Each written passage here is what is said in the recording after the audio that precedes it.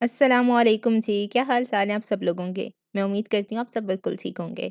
Novel تم آخری جزیرہ ہو بائی مریم کی یہ 22ویں قسط ہے۔ دشمن میری خوشیوں کی دنیا ہی نہیں تھی، تو بھی کبھی اپنا تو جانا ہی نہیں تھا۔ کیا کرتے اکیلے میں سجا کر کوئی محفل، جب ساتھ میرا کسی نے نبھانا ہی نہیں تھا۔ دل تو بہت چاہا مگر کس طرح جیتے، جینے کے لیے کوئی بہانہ ہی نہیں تھا۔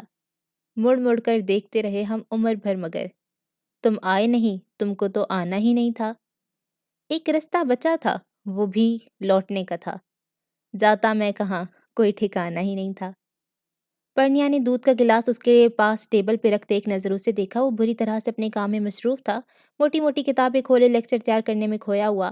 پرنیا کو اس کی توجہ حاصل کرنے کو باقاعدہ کھنکارنا پڑا۔ چند دنوں پہلے تک وہ بھی اس کے ساتھ والی چیئر پہ موجود ہوا کرتی تھی اور وہ بہت سنجیدگی، تحمل و محنت سے اسے پڑھاتا رہا تھا۔ تحمل سے اس لیے کہ دوران اسٹڈی بار بار اس کا جی متلاتا تو منہ پر ہاتھ رکھ کے واش روم بھاگا کرتی اور ماس ٹہلتے ہوئے اس کا انتظار کرتا۔ اس کی واپسی پہ کبھی اسے منہ ہاتھ صاف کرنے کو ٹاول تھماتا تو کبھی کوئی ٹیبلٹ جسے کھانے سے اس کے خیال سے وہ وامٹنگ رک سکتی تھی۔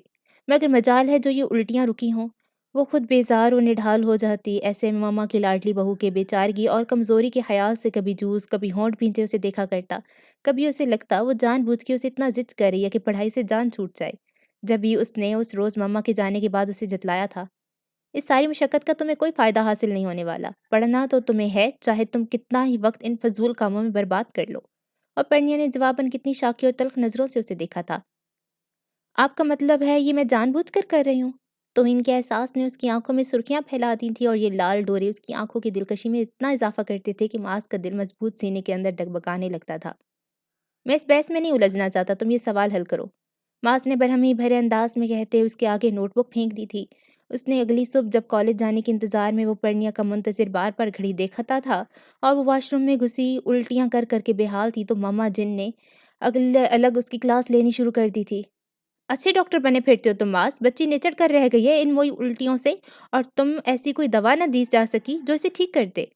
اور معاذ ہونک ہو گیا اس الزام پہ۔ حد ہوتی ہے ماما جان، میں ڈاکٹر ہی ہوں، شفا دینا تو اللہ کے ہاتھ میں ہے، آپ تو مجھ سے ایسے خفا ہو رہی ہیں جیسے یہ سارا قصور ہی میرا ہو۔ وہ کچھ اس طرح جھلایا تھا کہ بڑبڑاتا چلا گیا۔ خدا جھوٹ سے بچائے تو حقیقت بھی یہی ہے، تم نے ہی بیچاری کو عین پڑھائی کے دنوں میں اس مشقت میں ڈالا ہے، اب کیسے نہ کہیں کہ تمہارا قصور نہیں۔ وہاں بھی لہجہ زومینی اور شرارتی تھا، وہاں ہر سو دبی دبی مسکراہٹ بکھر گئی۔ ماس تو اتنا خفت زدہ ہوا تھا کہ انہیں ڈھنگ سے گھول بھی نہ سکا۔ آپ تو کچھ نہ ہی بولا کریں، بڑی نوازش ہوگی، وہ کسی آہٹ زدہ سا بولا تھا۔ کبھی پرنیا آئی تھی زرد ہوتی رنگت کے ساتھ کسی حد تک نڈھال، ایک لمحے کو تو خود ماس کو بھی اس پہ رحم آ گیا، مگر یہ محض ایک لمحے کی بات تھی، پھر وہ اسے سارے رستے جھاڑتا ہوا گیا تھا۔ میری توبہ جو آئندہ تمہیں کسی پڑھائی کا مشورہ دوں، مجھے ہرگز اندازہ نہیں تھا کہ تم اتنی کوڑ مغز بھی ہو سکتی ہو، میری بلا سے ہاؤس جاب بھی نہ کرنا۔ حیرت اس بات پہ ہے کہ تم نے 4 سال کیسے پورے کر لیے؟ وہ اپنا غصہ اس پہ نکالتا رہا تھا۔ پرنیا خاموش اور ملول نظر آتی تھی، مگر اب اسے یہ سوچ کر ہنسی آئی تھی کہ وہ ہرگز ابھی اتنا متحمل مزاج نہیں تھا کہ بس اپنی ضد نبھانا چاہتا تھا، اپنی کہیں پورے کرنا چاہتا تھا۔ ایسے ضدی یا پھر انا پرست لوگ اپنے قول و فعل میں بہت مماثلت رکھتے ہیں، ان میں کوئی لگی لپٹی نہیں ہوتی، کچھ روپوش نہیں ہوتا، وہ آئینے کی طرح شفاف ہوتے ہیں۔ پتہ نہیں اس میں ایسا کیا تھا کہ اس کی ہر کج ادائی، ستم ظریفی اور تمام تر کٹھور پن کے باوجود اس کا دل اسی ستمگر کی جانب لپکتا رہتا تھا، جیسے لوہا مقناطیس کی جانب، جیسے چاند کے گرد چکور گردش کرتا، جیسے پروانہ شمع پہ نثار ہوتا۔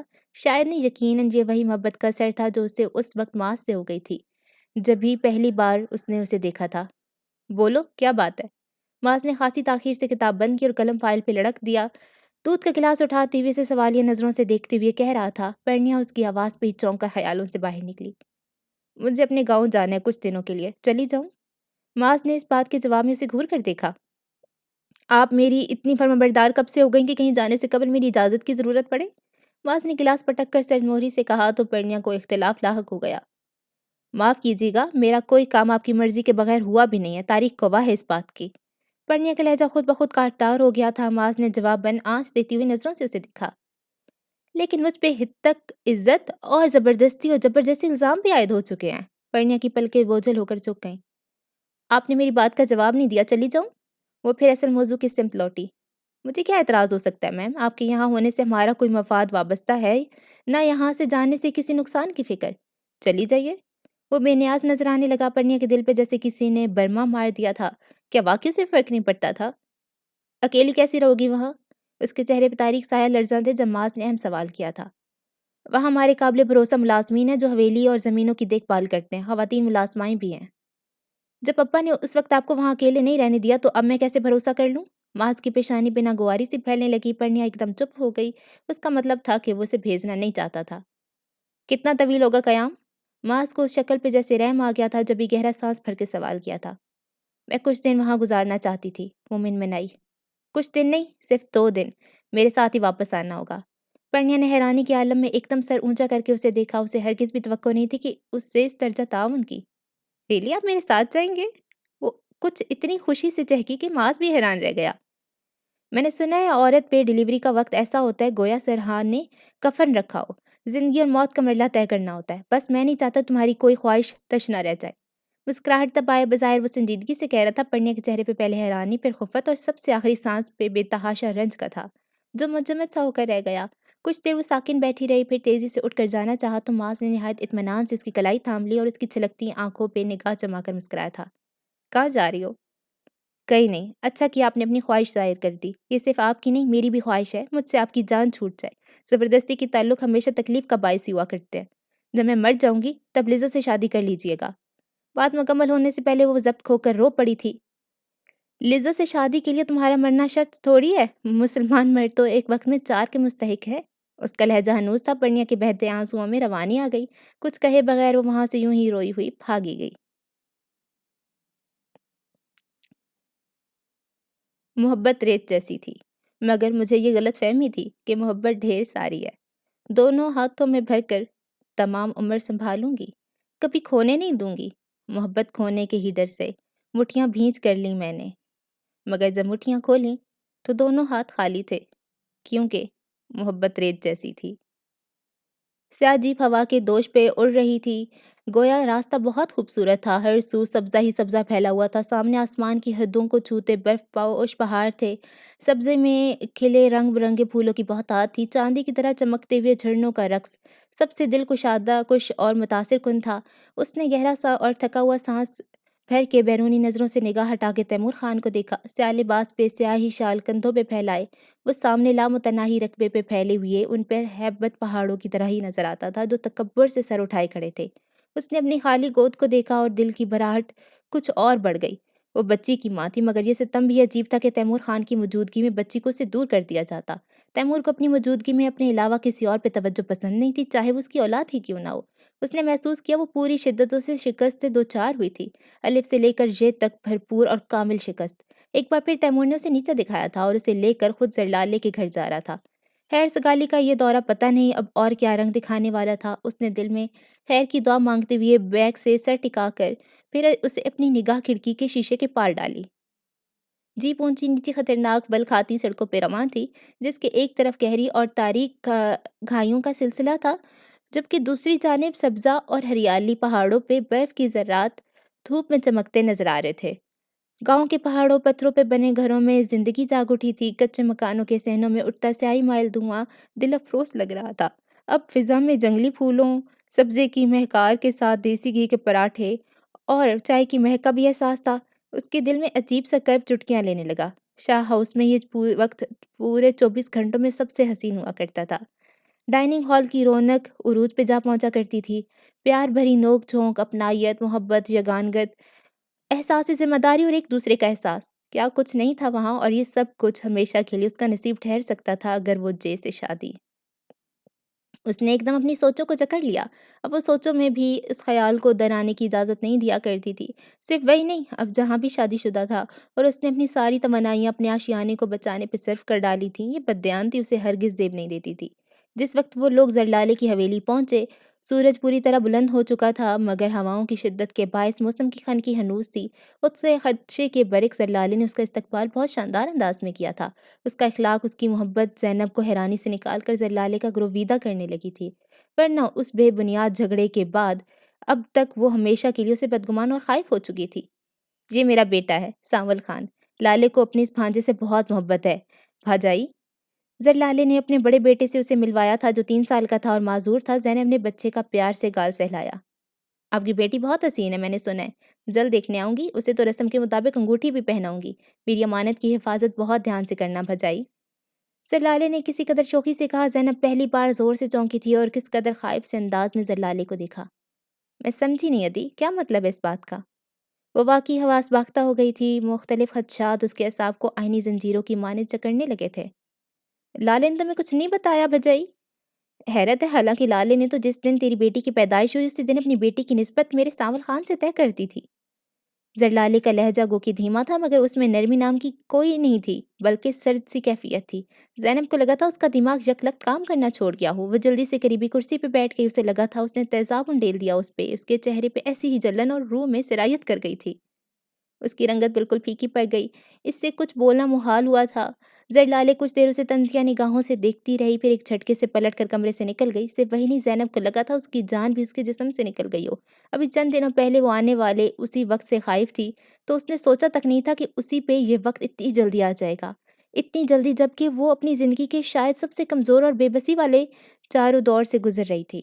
ان کی واپسی بہت دیر سے ہوئی تھی۔ زینب نیم جان سی لگتی تھی، وہ تیمور سے جتنی بھی خائف تھی مگر وہ اس سے اس موضوع پہ بات کرنا ہی نہیں، اس سے اپنی منوانا بھی چاہتی تھی۔ کچھ بھی ہوتا وہ اپنی بیٹی کے لیے یہ ظلم برداشت نہیں کر سکتی تھی، مگر جیپ میں ڈرائیور ساتھ تھا، زینب کو ملازم کے سامنے تیمور سے بات کرنے کی اجازت نہیں تھی، اسے اس کے لیے حویلی پہنچنے کا انتظار کرنا تھا، چونکہ ان کی واپسی بہت تاخیر سے ہوئی تھی۔ جب بھی غروب ہوتے سورج کی شعاؤں میں سرخی جھلک آئی تھی۔ مزید کچھ سفر کے بعد جیپ ایک پہاڑ کے پاس آ کر رک گئی تھی۔ شہتوت کے درخت کے نیچے پتھر پہ ایک نوخیز لڑکی بیٹھی تھی، جس کا شفاف حسن اتنا بے داغ اور جگمگاتا ہوا سا تھا کہ نگاہ ٹھٹک سی جاتی تھی۔ پہاڑ سے بہتے جھرنے سے جو ندی وجود میں آئی تھی، وہ اسی ندی سے اپنی چھاگل بھرنے میں مصروف تھی۔ تیمور کی نگاہ جیسے ہی اس پر پڑی، اس نے اپنے ڈرائیور کو ہاتھ کے اشارے سے جیپ روکنے کو کہا تھا اور مورچوں کو بل دیتا ہوا زینب کی موجودگی کی پرواہ کیے بغیر گرم نظروں سے اسی لڑکی کا جائزہ لینے لگا۔ لڑکی ان کی آمد سے بے خبر چھاگل بھرنے کے بعد لاپرواہی سے ادھر ادھر گھوم پھر کے ارد گرد پھیلے سبزے میں خوبصورت کاسنی گلابی، اورنج اور سرخ جنگلی پھولوں چنتی پھر رہی تھی۔ ڈوبتے سورج اس کا سارا سونا جیسے اس لڑکی کے روپ میں اتر آیا تھا۔ تیمور نے اپنی ڈرائیور کے ساتھ نگاہوں میں کچھ بات چیت کی تھی۔ میں نے خیز مسکراہٹوں کا تبادلہ ہوا اور تیمور کے اشارے پہ جیپ آگے بڑھ گئی۔ زینب کی موجودگی میں یہ دھڑلہ زینب کی اوقات اس پہ واضح کرنے کو کافی تھا، مگر وہ خود بھی اتنی الجھی ہوئی تھی کہ یہاں یہ سب کیسا کھیل کھیلا گیا تھا، اسے قطعی خبر نہیں ہو سکی تھی۔ جانتے ہو اس لڑکی کو؟ جیپ حویلی کے پورچ میں آ کر رک گئی۔ زینب اتر کر اندرونی حصے کی جانب چلی گئی۔ جب تیمور خان نے اپنے قابل بھروسہ ڈرائیور کو دیکھا تھا، اس کی نگاہوں سے مسکراہٹ پھوٹتی تھی۔ جی خان سمندر خان کی پوتی ہے، ابھی صرف 16واں سن لگا ہے، مگر ظالم غضب کا جوان ہوا ہے۔ ڈرائیور کا بات کرنے کا انداز مزید مشتاق کر دینے والا اور حد درجہ سطحی پن لیے ہوئے تھا۔ تیمور خان زور سے ہنس پڑا۔ میں سمجھ گیا تھا کہ تم اسے جانتے ہو، تبھی اس وقت چھوڑ دیا اور نہ اسی وقت اٹھوا لیتا۔ خیر اب بھی دیر نہیں ہونی چاہیے اس کام میں۔ اس نے ایک بار پھر مونچھوں کو مروڑتے ہوئے گویا نصیحت کی تھی۔ ہمیشہ کی طرح حسین چہرہ دیکھ کے اس کی رال ٹپک پڑی تھی۔ آپ فکر نہ کرو خان، جلد آپ کو اچھی خبر سنائیں گے۔ تیمور مسکراتا ہوا اپنے بابا کے کمرے کی جانب بڑھ گیا تھا۔ دوسری جانب زینب بے کلی و اضطراب کی کیفیت میں ٹہلتی ہوئی اس کی منتظر تھی۔ اس نے آیا سے فاطمہ کو لے لیا تھا اور اسے بار بار چومتی مسلسل روئے جاتی تھی۔ تیمور کے انتظار میں اس پہ ایک ایک لمحہ بھاری تھا، یہاں تک کہ وادی نے شب کی تاریک کی دبیس چادر اوڑھ لی تھی۔ برفیلی چوٹیوں سے آتی سرکش ہواؤں کے جھکڑوں نے سردی کی شدت کو بے تحاشا بڑھا دیا تھا۔ ماحول پہ پر اسرار سناٹا تو ہمہ وقت طاری رہتا تھا، مگر اس وقت تو یہ سناٹے جیسے روح میں بھی اتر آئے تھے۔ وہ وہیں ٹیرس پہ کھڑی بار بار جھک کر اوپر آتی، سیڑھیوں پہ جھانکتی تھی، مگر تیمور کی آمد کے کوئی آثار نہیں تھے۔ چوڑی سیڑھیوں پہ بچھا قالین آرائشی لائٹس کی روشنی میں اپنا ڈیزائن واضح کر کے دکھاتا تھا اور اتنا شفاف تھا گویا کبھی کسی نے اس پہ قدم بھی نہ رکھا ہو۔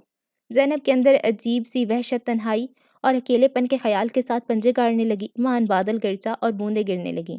وہ ٹیرس پہ کھڑی اسی پھوار میں بھیگتی خود اذیتی کا شکار ہوتی رہی۔ رات کچھ اور بھی گہری ہو گئی۔ بھیگی ہوائیں اس کے بھیگے وجود سے ٹکرائیں تو سردی کے باعث اس کا جسم کانپنے لگتا۔ اسے اپنے چہار سو محیط تاریکی کا احساس ہو رہا تھا، ایسی تاریکی جو مایوسی کی انتہا پہ جا کے محسوس ہوتی ہے۔ اس کے اعصاب سن ہو رہے تھے۔ یہاں نشیب میں نگاہ دوڑانے سے دور گاؤں کی گلیاں اور پتھر سی بنی جھونپڑیاں نظر آ رہی تھیں، جن میں جلتے چراغ اور لالٹین کی روشنی میں زندگی کو احساس تو تھا، مگر اس کی اس بڑی جگمگاتی حویلی میں اس کے لیے موت کے سائے لرزاں تھے گویا۔ اس نے آنکھیں بند کر لیں اور زاروں کے تار روتی چلی گئی۔ شاید اس نے زیادہ وہ کچھ اور نہیں کر سکتی تھی۔ تمہیں ایک بات کہنی ہے، مگر ناراض مت ہونا کہ تم جو ہر گھڑی مجھ کو اتنا یاد آتے ہو، ہمیں اتنا ستاتے ہو کہ ہم تم دور ہیں دونوں، بہت مجبور ہیں دونوں۔ نہ اتنا یاد جاؤ تم، نہ اتنا ستاؤ تم کہ اتنا یاد آ کر یوں ہمیں پاگل بنا کے تم فقط اتنا بتا دو کہ ہماری جان لوگے کیا۔ اس نے اپنی میڈیکل فائل کو سرسری نگاہ سے دیکھا تھا، پھر آہستگی سے بند کر کے رکھ دیا۔ مسز افریدی پچھلے دنوں سے پھر سے ٹریٹمنٹ دلا چکی تھی۔ ڈاکٹرز نے اچھی امید دلائی تھی، مگر حیران تھے کہ وہ ان کی بتائی ہوئی زندگی کی میعاد پوری کر چکی تھی، جبکہ اس کی بیماری آخری سٹیج پہ بھی جا تھی۔ جہاں اتنی انسان مایوس ہو جاتا ہے اور بے بس بھی، وہاں خدا کی ذاتی کرشمہ دکھایا کرتی ہے۔ مسز افریدی، آپ کی بیٹی کی یہ امپرومنٹ ایک معجزہ ہی ہے۔ ہمارا علم تو یہاں بے بس اور لاچار کھڑا ہے۔ ہمیں یہاں کچھ کہنے سے قاصر ہیں، آپ بس دعا کریں کہ آپ کی بیٹی یوں ہی امپروو کرتی رہیں۔ یہ ڈاکٹر کے الفاظ تھے اور مسز افریدی کے اندر ایک نئی امنگ جگا گئی۔ انہوں نے کتنی محبت سے اسے لگا کر پیار کیا تھا، پھر مسکرا کر بولی تھی، آج تو میں اتنی خوش ہوں کہ اگر جہانگیر میں پاس ہوتا تو میں اسے بھی یوں ہی پیار کرتی۔ میں جانتی ہوں میری بیٹی میں یہ زندگی کا احساس اسی کی وجہ سے پیدا ہوا ہے۔ اور یالے محض مسکرا دی تھی۔ پھر جیسے جیسے دن گزرتے گئے اور جہاں نے پلٹ کر اسے پوچھا نہ ہی لینے آیا، تو مسز افریدی کی یہ خوشی پھر سے غصے میں بدلنے لگی تھی۔ جہانگیر کا رویہ تو تمہارے ساتھ اچھا ہے نا بیٹے؟ جی ماما، میں ان کے ساتھ بہت خوش ہوں، وہ ہر بار انسانیت سے جواب دیتی ہوں۔ مسز افریدی اس کا چہرہ جانچتی نظروں سے دیکھنے لگ جایا کرتی، مگر کل جانے کی ان کا ضبط جواب دے ہی کیا تھا۔ جہانگیر کو کال کر کے کہو کہ وہ آ کر تمہیں لے کر جائے۔ کیوں مما، آپ اتنی جلدی اکتا گئی مجھ سے؟ شالے نے بات کو مذاق میں اڑانا چاہا تھا، مگر مسز افریدی کی سنجیدگی میں فرق نہیں آیا۔ وہ تم سے پرانے بدلے لینا چاہ رہا ہے نا میرے، اس طرح سے تنگ کر کے۔ مجھے ایک بات بتاؤ یالے، تمہارا اور اس کا ریلیشن کیا ہے؟ کیا مطلب ہے ممی؟ وہ اس آخری بات پہ اس طرح بری طرح گڑبڑائی کہ لمحے کے 1000ویں حصے میں ان سے نظریں چرا گئی۔ مسز افریدی کو اپنی بات کا جواب مل گیا تھا، ان کی رنگت غصے سے دہک کر انگارہ ہو گئی تھی۔ وہ خبیث اتنا کمظرف ہوگا، مجھے ہرگز اندازہ نہیں تھا۔ تم بھی جانتی ہو نا یالے کہ مجھے اپنے نواسے یا نواسی کا کتنا انتظار ہے۔ ارے وہ اگر اکڑ دکھا بھی رہا ہے تو تم ذرا سے جھک جاتی، کیا حرج تھا؟ شوہر ہے تمہارا، اتنا حسن کس کام کا اگر اس سے تم کوئی کام ہی نہ لے سکی؟ اب تم دیکھنا میں پھر کیا کرتی ہوں۔ مسز افریدی نام ہے میرا۔ مسز افریدی تو جیسے ہجان میں ہذیان بکنے پہ اتر آئیں، اتنی تھرڈ کلاس سوچ اور پھر اس کو بھی یہی ترغیب۔ یالے کے تو جیسے کانوں سے دھواں سا نکلنے لگا، غم تعصب اور صدمے نے اسے بروفروختہ سا کر ڈالا تھا۔ فور گاڈ سیک ممی، چپ ہو جائیں۔ آپ کو کیا اندازہ ہے کہ میں کس درجہ ذلت سے دوچار ہو کر رہ گئی ہوں صرف آپ کی وجہ سے؟ جو کچھ بھی کیا وہ آپ نے کیا تھا نا، میرا کوئی قصور نہیں تھا۔ میری غلطی بس یہ تھی کہ مجھے شاہ سے محبت ہو گئی تھی۔ آپ سے میں نے کب گزارش کی تھی کہ شاہ کا ساتھ بھی مجھے چاہیے؟ آپ نے جو گھٹیا پلاننگ کر کے شاہ کو اس عمل پہ مجبور کیا، خدا گواہ ہے کہ میں نے آخری دم تک بے خبر رہی تھی، مگر شاہ اس بات کو نہیں سمجھتے، وہ نہیں مانتے ممی۔ اور میری بے بسی دیکھیے کہ میں اپنی پوزیشن ان کی نظر میں کلیئر کرنے سے بھی قاصر ہوں۔ کیا وضاحت دوں کہ میری نہیں، میری ماں کی غلطی ہے؟ میں نہیں، میری ماں چال باز ہے۔ وہ پھٹ پڑی تھی، بلند آواز ہزاروں کے تار روتی۔ وہ جیسے جانے کب کا جمع شدہ غبار نکاری تھی، جانے بنا کہ مما اور ماس کی بے حد سمجھانے اور مجبور کرنے پر اسے لینے کو آیا، جہاں ان کی بلند آوازوں پہ اور اپنا تذکرہ سن کے دروازے کے باہر ٹھٹک کر رک گیا تھا۔ اس نے اللہ سے دعا مانگی تھی، اس کے متعلق آگاہی اور رہنمائی کی، اور اللہ اپنے بندوں کے لیے سب سے بڑا انصاف کرنے والا ہے بلا شبہ۔ آپ کو اندازہ ہی نہیں ہے ممی، آپ میرے ساتھ کس درجہ زیادتی کر چکی ہیں۔ مجھے ذلت کی گہرائیوں میں پھینک دیا آپ نے، جس سے میں اگر نکلنا بھی چاہوں تو نہیں نکل سکتی۔ مجھے ہر لحظہ اپنا وجود کسی دلدل میں دھنستا ہوا محسوس ہوتا ہے، ایسی دلدل جس کا بدبودار کیچڑ اور کائی کی دبیست ہے میری لاچار بے بس وجود کو ہر لمحہ نگر رہی ہیں۔ اپنے بچاؤ کو جس چیز کو بھی تھامنے کی کوشش کرتی ہوں، وہ بھی ٹوٹ کر میرے ساتھ اسی دلدل کا حصہ بنتی جا رہی ہے۔ آپ اچھی طرح جانتی ہیں ممی میری انا کو، میری عزت نفس کی اہمیت کو۔ میں اپنی زندگی کی یہ چند دن کم از کم اپنی نظروں سے گر کر جینا نہیں چاہتی تھی۔ میرے نزدیک محبت کو پانا اہم نہیں تھا، وہ بھی اس صورت کہ اس میں عزت کے کھونے کا ڈر ہو۔ آپ کو کیا خبر ممی، جسے ہم سب سے اہم سمجھتے ہوں اس سے عزت نہ پانا کس درجہ اذیت انگیز احساس ہے۔ کاش، اے کاش مجھے محبت اور عزت میں سے اگر چناؤ کا اختیار ہوتا تو میں کبھی محبت کو عزت پہ ترجیح نہ دیتی۔ وزاروں کی تار رو رہی تھی، جہاں کو مزید کچھ سننے کی خواہش باقی نہیں رہی تھی۔ بنا آہٹ کے الٹے قدموں وہیں سے پلٹ گیا تھا، جبکہ اس کی آمد سے یکسر بے خبر اندر مسز افریدی کو یالے کی جذباتی تقریر ہرگز بھی متاثر کرنے سے قاصر رہی تھی۔ تم احمق تھی اور ہمیشہ احمق رہو گی، نان سینس۔ اگر تم نے عقل نہ پکڑی ہوتی تو مجھے تمہارے لیے حق کے لیے جہانگیر سے صاف صاف بات کرنی پڑے گی۔ اب یہ تمہارے اوپر ڈیپینڈ کرتا ہے کہ تم کچھ کر پاتی ہو یا نہیں۔ ان کی اگلی بات نے جالے کو بھگ سے اڑا کے رکھ دیا تھا، ان کا چہرہ یوں دہک اٹھا جیسے کسی نے اس پہ الاؤ روشن کر دیا ہو۔ اب اگر آپ نے کوئی بھی فضول بات کی شاہ سے ممی تو یاد رکھیے گا آپ مجھ سے ہاتھ دھو بیٹھیں گی۔ میں قسم کھا کر کہتی ہوں میں شوٹ کر دوں گی خود کو۔ اس سے زیادہ ذلت کی میں متحمل نہیں ہو سکتی ہوں۔ وہ اتنی وحشت سے چلائی تھی کہ اپنے ہی کانوں کے پردے پھٹتے محسوس کیے۔ پھر وہ اپنے کمرے میں آئی تب بھی بہت دیر تک آنسو بہاتی رہی تھی مگر ملال ایسا تھا کہ ڈھلتا ہی نہ تھا۔ سیل فون کی گنگناہٹ نے اس نے چونک کر وائبریٹ کرتے موبائل کو دیکھا۔ اسکرین پہ نیلما کا نمبر تھا جو اس نے سیو تو نہیں کیا تھا مگر اسے ازبر ہو چکا تھا۔ جانے کس احساس کے کس جذبے کے تحت اس نے بغیر کسی ہچکچاہٹ کے کال ریسیو کر لی۔ ژالے؟ نیلما کی آواز میں لہجے میں اشتیاق آمیز ہچکچاہٹ تھی۔ جی بولے؟ اس نے اختصار سے کام لیا۔ اس کا گلا اس وقت بھی بھرایا ہوا تھا، لہجہ متعدل تھا جو اس سے پہلے شاید کبھی نیلما سے بات کرتی ہوئی ہے۔ جب ہی نیلما کچھ حیران محسوس ہونے لگی۔ کیسی ہو سویٹی مائی لو؟ میں ٹھیک ہوں، آپ نے کال کیوں کی؟ میں نے سنا تمہاری شادی ہو گئی ہے، ابھی تو تم بہت چھوٹی سی تھی نانا ہنی، لیکن خیر اچھا ہوا۔ تمہارا دلہا کیسا ہے؟ میں مل سکتی ہوں اس سے؟ اس کے لہجے میں اشتیاق بھی تھا اور محبت بھی۔ جالے نے بے دردی سے ہونٹوں کو کچلا۔ اگر آپ سمجھتی ہیں کہ آپ کو ان سے ملنا چاہیے تو مل لیجئے گا۔ آج وہ ہر طرح سے حیران کرنے پہ تل گئی تھی۔ دوسری جانب یکلک سناٹا چھا گیا۔ تم نے ٹھیک کیا ژالے، فیصلہ مجھ پہ چھوڑ دیا۔ واقعی میں اس قابل نہیں رہی ہوں کہ تم خیر چھوڑو، تمہیں ایک خوشی کی خبر سناتی ہوں۔ ابھی تک کسی کو نہیں بتایا مگر تم سے شیئر کرنے کو دل چاہا۔ تو وجہ یہی ہے ہنی کہ اس دنیا میں اگر میرا اپنا کوئی سگا رشتہ ہے تو وہ تم ہو۔ کون سی خبر؟ ژالے نے پھر اختصار اور تحمل کا مظاہرہ کیا۔ پہلے تم بتاؤ ہنی، تمہارا ہسبینڈ کیسا ہے؟ پیارا تو ہے نا تمہارے جیسا؟ تمہیں خود بھی پسند آیا کہ نہیں؟ شاہ بہت ہینڈسم ہے، بے حد امپریسو۔ آپ بتائیں کیا خوشی کی خبر ہے میرے لیے؟ ژالے نے گفتگو کو سمیٹنا چاہا۔ ژالے کی ہنسی سنائی دی۔ شاہ تمہارے دلہا کا نام ہے یقیناً؟ خیر بہت یونیک نیم ہے۔ خوشی کی خبر یہ ہے نہیں کہ میں شوبز چھوڑ رہی ہوں، بلکہ چھوڑ چکی ہوں، کل پرسوں باقاعدہ اعلان کر دوں گی۔ دوسری اہم خبر یہ ہے کہ میں عنقریب شادی کر رہی ہوں۔ جس کو میں نے پسند کیا ہے نا، وہ شاید تمہاری شاہ سے بھی زیادہ اٹریکٹیو ہے، بے حد امپریسو پرسنالٹی ہے اس کی۔ کبھی موقع ملا تو ملواؤں گی تم سے۔ دروازے پہ آہٹ ہوئی تھی۔ ژالے نے چونک کر گردن موڑی اور جہاں کو روبرو پا کے حیرت کی زیادتی سے سیل فون اس کے ہاتھ سے چھوٹتے چھوٹتے رہ گیا۔ وہ گنگ سی لمحہ بلمحہ اسے اپنی سمت بڑھتا دیکھ رہی تھی۔ آف وائٹ پینٹ کوٹ میں اس کا اونچا لمبا مضبوط بلند سراپا کس درجہ سحر انگیزی اور وجاہت سمیٹے ہوئے تھا اپنے اندر۔ جہاں نے اسے دیکھا تھا وہ حواسوں میں لوٹ آئی۔ میں آپ سے پھر بات کروں گی، اوکے بائے، اس نے گڑبڑا کے کہا اور نیلما کی سنے بغیر کال ڈراپ کر دی۔ السلام علیکم۔ وہ گھبرا کے ایک دم سروقت کھڑی ہو گئی۔ ریشمی فراک میں ہی نہیں، گود میں پڑا دوپٹہ بھی پیروں میں آ گیا تھا۔ اس سے قبل کہ وہ خود جھکتی دوپٹہ اٹھانے کو، جہاں نے اس سے پہلے یہ کام کر لیا تھا اور بہت لسان بھرے انداز میں دوپٹہ اس کے اوپر اڑا دیا۔ ژالے تو گنگ ہونے لگی تھی۔ کیسی ہیں آپ؟ جہاں نے سلام کے جواب میں اسے گہری نظروں سے دیکھتی ہوئے استفسار کیا تھا۔ جی میں ٹھیک ہوں، آپ بیٹھیے نا۔ اس کی بخلاہٹ اور گڑگڑاہٹ کچھ اور سوا ہوئی تھی۔ جہاں نے رسان سے سر کو نفی میں جنبش دی تھی۔ میں لینے آیا ہوں آپ کو ژالے۔ ژالے کے چہرے پہ یکلک رنگوں کا قافلہ سا اتر آیا۔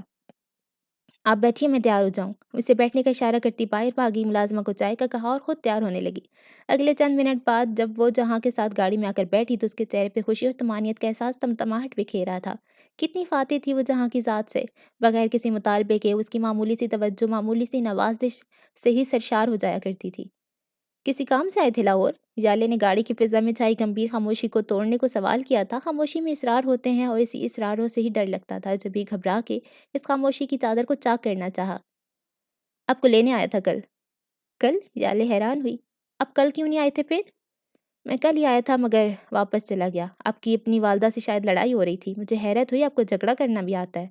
اس مرتبہ جہاں کے لہجے کی سنجیدگی میں خفیف سی مسکراہٹ کا رنگ بھی اترا تھا مگر ژالے تو اس کی بات سن کر جیسے فنا ہو رہی تھی۔ اس کی رنگت میں پہلے زردی اتری، پھر وہ لٹھے کی مانے سفید پڑ گئی۔ اگر اب آپ کو محبت اور عزت میں انتخاب کا موقع دیا جائے تو آپ کا انتخاب کیا ہوگا ژالے؟ جہاں جو اسے بغور دیکھ رہا تھا اسے سنجیدگی سے بولا تھا۔ ژالے کے چہرے پہ تاریک سائے لرزاں ہو گئے۔ اس کے ہونٹ کانپتے رہے مگر بولنے کی سکت نہیں تھی۔ اس کے لیے یہ تصور ہی جان لیوا تھا کہ جہاں وہ سن چکا تھا۔ یقیناً عزت۔ آپ مجھے چھوڑ کر چلی جاؤ گی ژالے، بیکاز میں آپ کو عزت نہیں دے سکا۔ جہاں نے اس کی خاموشی سے من پسند نتیجہ اخذ کیا تھا۔ ژالے کا وجود یوں لرزنے لگا جیسے طوفان کی زد پہ آئی کشتی بولتی ہے۔ آنسو ایک تواتر سے بہنے لگے۔ جو حالات تھے ان میں میرا آپ سے بدگمان ہو جانا بڑی بات نہیں تھی ژالے۔ جو کچھ ہوا میری طرف سے آپ کے ساتھ، اس پہ میں آپ سے ایکسکیوز کرتا ہوں۔ گھر پہنچ کر جب جہاں نے بیڈ روم میں آ کر یہ بات کہی اور کسی قدر شرمسار انداز میں اپنے ہاتھ اس کے آگے جوڑنے چاہے تب ژالے بچھائی غیر یقینی بھرا یہ سکت ٹوٹ گیا۔ اس نے تڑپ کر اٹھنے والے انداز میں جہاں کے ہاتھوں کو پتے سرد پٹتے لرزتے ہاتھوں میں تھاما اور پھوٹ پھوٹ کر رو پڑی تھی۔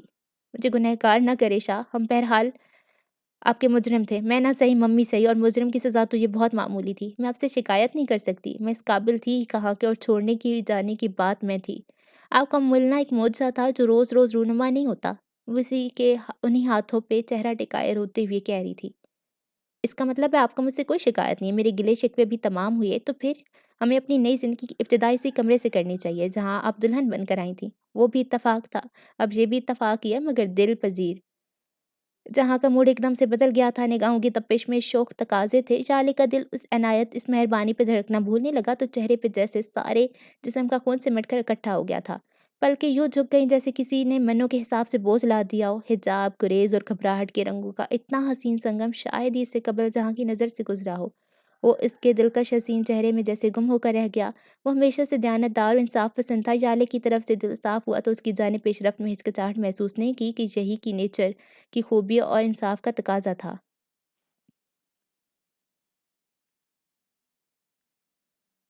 گاڑی تیزی سے سڑک پہ دوڑ رہی تھی، کالے بادلوں نے آسمان کو ڈھک لیا تھا۔ جب ان کا یہ سفر شروع ہوا تھا تو دھوپ تیز تھی اور دن بری طرح روشن، دیکھتے ہی دیکھتے بادل آئے اور جھٹ پٹا ہو گئے۔ ہوا بند تھی مگر سردی کا احساس پھر بھی باقی تھا۔ یہ مارچ کا اواخر تھا، پھر بھی سردی محسوس ہوتی تھی تو جب بھی وہ وجہ سے ایک گاؤں کا کھلا علاقہ، دوسرا موسم کی خرابی تھی۔ سڑک کے دونوں اطراف گئے اور کپاس کے کھیت برستی بارش میں دلکش نظارہ پیش کر رہے تھے۔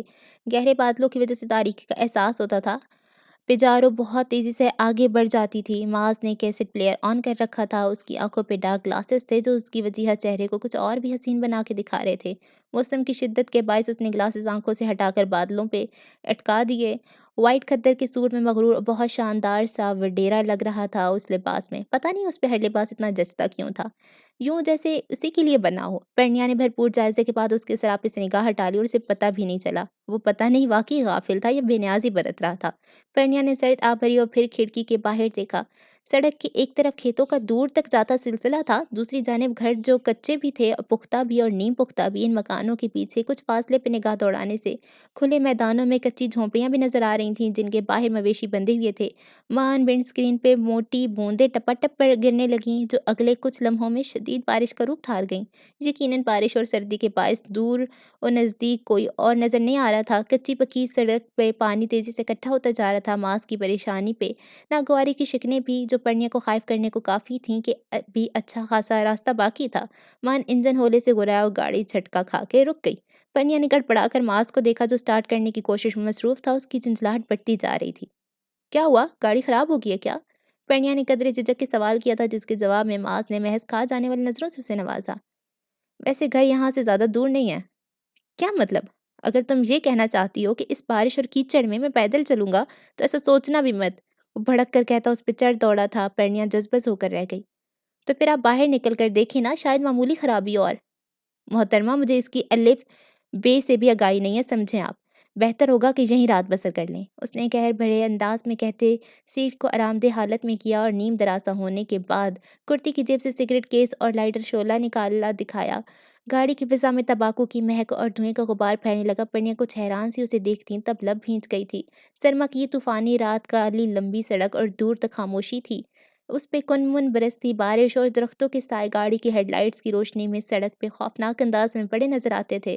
بوندیں پتوں پہ ٹھہر کر ایک دوسرے میں مدغم ہو کر گرتی تو اور موٹی ہو جاتی۔ اس نے دھندلے نم مناظر پہ تشویش زدہ انداز میں نظر دوڑائی، پھر ماس کو دیکھا۔ وہ کتنا بے نیاز اور ریلیکس نظر آتا تھا، جبکہ وہ یہاں کی رہائشی ہونے کی باعث جانتی تھی کہ یہ علاقہ کس قدر رات کے وقت خطرناک ہو جاتا تھا کہ لوگ رات کو یہاں سے گزرنے سے بھی گریز کرتے تھے تو وجہ راہگیروں کے لٹنے کے کئی واقعات تھے۔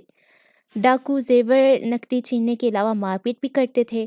وہ ماس کو یہ بات نہیں بتانا چاہتی تو وجہ یہی تھی کہ وہ الٹے دماغ کا آدمی تھا، ایسی باتوں کو غیرت کا مسئلہ سمجھ کر بے خوف خطرے میں کود جاتا تھا۔ لندن کی ایسی برستی شب میں اس کا مائیکل سے بھڑنا پرنیا کو اس سے کچھ اور بھی محتاط کر چکا تھا۔ کسی خیال کے تحت وہ ایک دم چونک کر سیدھی ہو بیٹھی۔ اس نے بیگ کی زپ کھول کر اپنا سیل فون نکالا تھا اور اپنی ملازمہ روبی کا نمبر تلاش کرنے لگی۔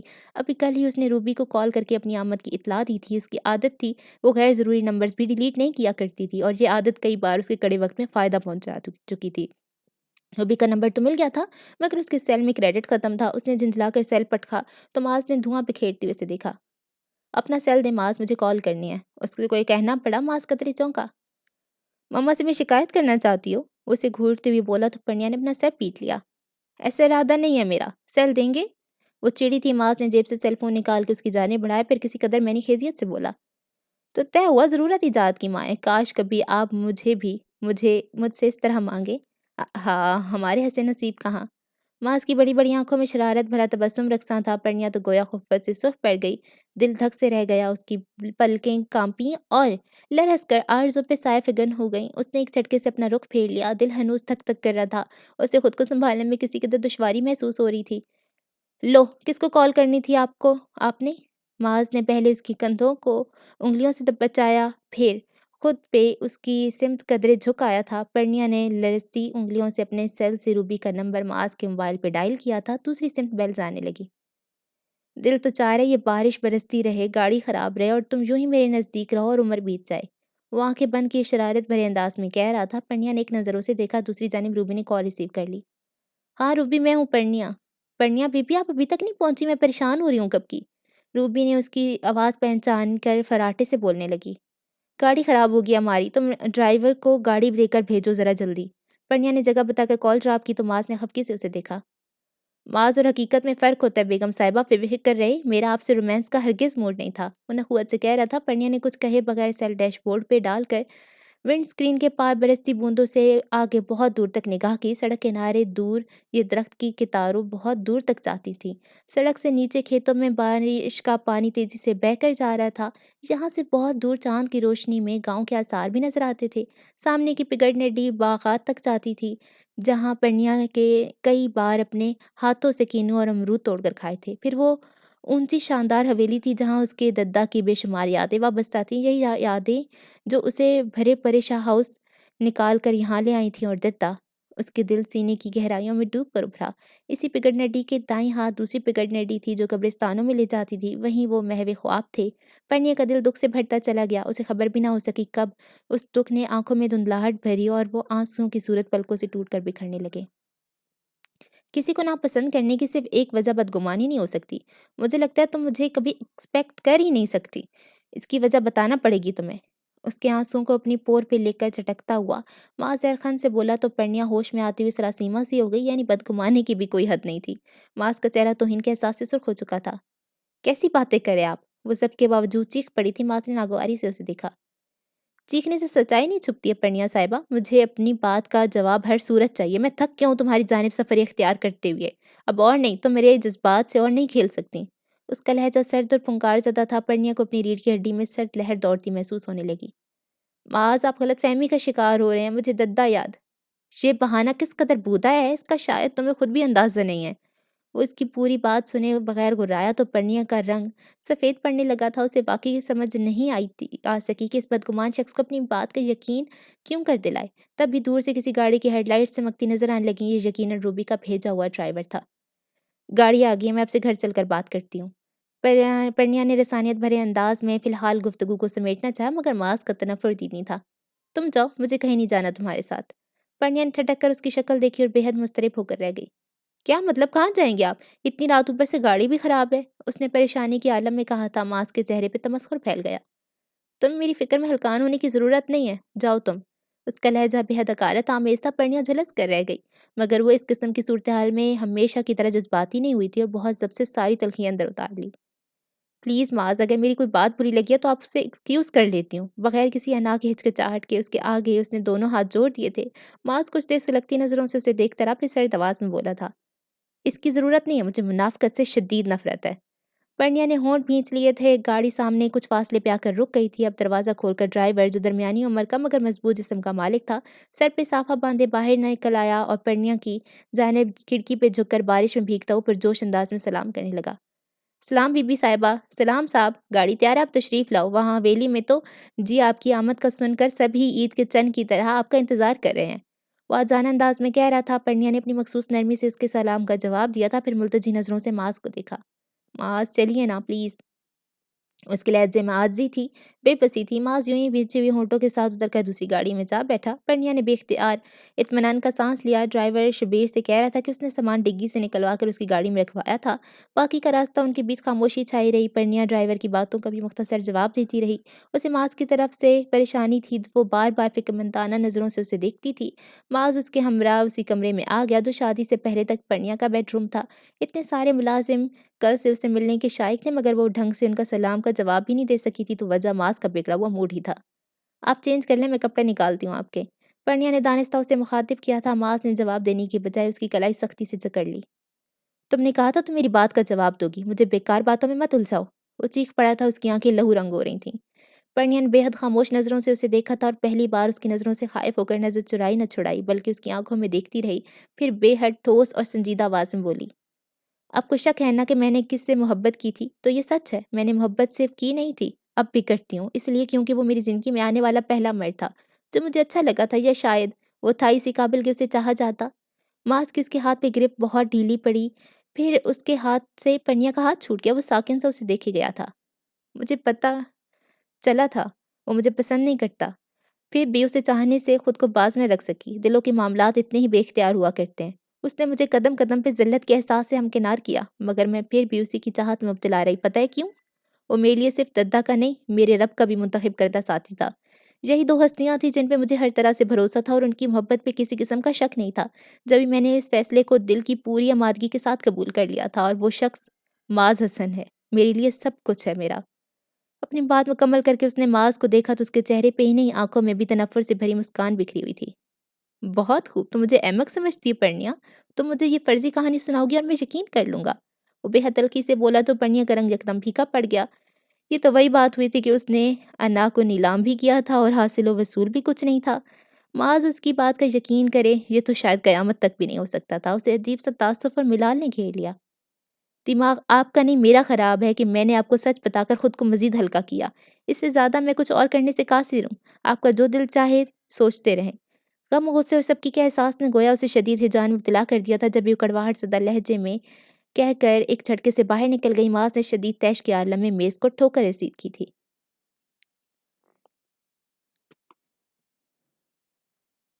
جدا ہونے کے صدمے کو اگرچہ ہنس کے سہنا تھا، اسے رسمی صحیح لیکن خدا حافظ تو کہنا تھا۔ زبان میں اتنی طاقت تھی مگر صحرا کی وحشت میں۔ میری بچپن سے عادت تھی مجھے خاموش رہنا تھا۔ وہ کچا گھر، وہ بارش میں ہماری جاگتی آنکھیں، ہمیں جاتی ہوئی برکھا سے کچھ نہ کچھ تو کہنا تھا۔ ہم رسم وفا سے نبھاتے بھی کہاں تک کہ ہمارے خواب کے گھر تھے، ہمیں تو ان میں رہنا تھا۔ وہ گمسم خاموش تھی اور خالی آنکھوں سے اپنی بیٹی کو دیکھتی، وہ بیٹی جس کے لیے وہ کچھ بھی کرنے سے قاصر رہی تھی۔ اس کا دل روتا تھا مگر آنکھیں صحرا کی طرح خشک تھیں، وہ تو آنسو بھی بہا بہا کر تھک گئی تھی۔ کہاں تک روتی، یہاں تو ہر روز ایک نیا صدمہ، نیا سانیہ اس کا منتظر ہوا کرتا تھا۔ تیمور کی شکل کتنے دنوں بعد نظر آئی، اس نے تو حساب رکھنا بھی چھوڑ دیا تھا۔ البتہ اسے یہ یاد رہ گیا تھا کہ اپنی بیٹی کی خاطر وہ ضرور اپنی ساری توانائیاں صرف کر دی تھیں۔ اس کا مطالبہ جان کر ہی تیمور خان کی آنکھیں سلگ اٹھی تھیں۔ کیوں نہ منع کر دوں زرلالے کو؟ تمہاری بیٹی میں کون سے سرخاب کے پڑ لگے ہیں؟ اگر سانبل معذور ہے تو تیمور، فاطمہ میری نہیں آپ کی بھی بیٹی ہے۔ دوسری اہم بات یہ کہ ابھی میں اس کی نسبت طے نہیں کرنا چاہتی، بڑی ہونے پہ دیکھا جائے گا۔ ہمارے ہاں اس طرح سے نسبتیں طے ہوا کرتی ہیں زینب بی بی، اپنی بک بک بند کرو اور نئے قانون نہ بناؤ یہاں۔ بڑی ہونے پہ کون دیکھے گا؟ تم یا یہ خود؟ یہی نہیں چاہتا ہوں کہ وہ تمہارے نقش قدم پہ چلے اور میرا سر جھکا کے رکھ دے۔